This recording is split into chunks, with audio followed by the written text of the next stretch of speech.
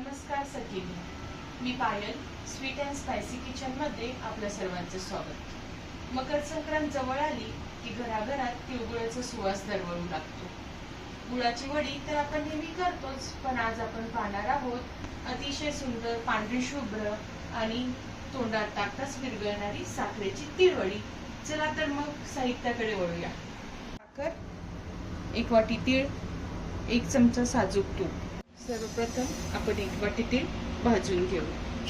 तिळाचा कलर बदलून द्यायचा नाही, तीळ असेच पांढरे राहिले पाहिजे, फक्त हलके होईपर्यंत 2 ते 3 मिनिटं परत नाही। छान असे तीळ भाजून झाले आहेत, थंड व्हायला ठेवू आणि कढईत 1 वाटी साखर टाकून घेऊ। मंद आचेवर साखरेचा पाक होईपर्यंत, साखर कॅरमेल होईपर्यंत हलवत राहणे। 1 वाटी साखर,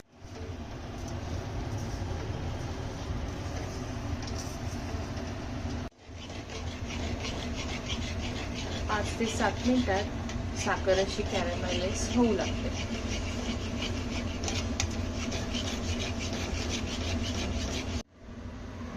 साखर कॅरमेलाइज झालेली आहे पूर्णपणे, लगेच त्यात 1 वाटी तीळ टाकून घेऊ।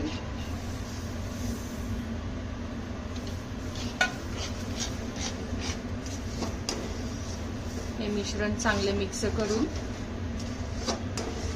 ओट्यावर लावून घेतलेल्या तुपावर टाकून घेऊया। ओट्याला आणि लाटण्याला छान असे तूप लावून घेतलेले आहे। तर यावरती मिश्रण ओतून घेऊ। छान मिक्स झाले आहे, मिश्रण तयार झाले आहे। आता गॅस बंद करून घेऊ।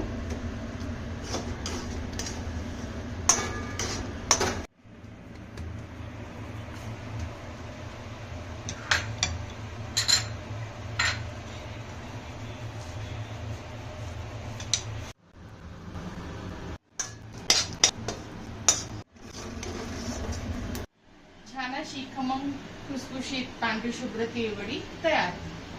तुम्ही या संक्रांतीला करून पहा आणि कमेंट मध्ये सांगा।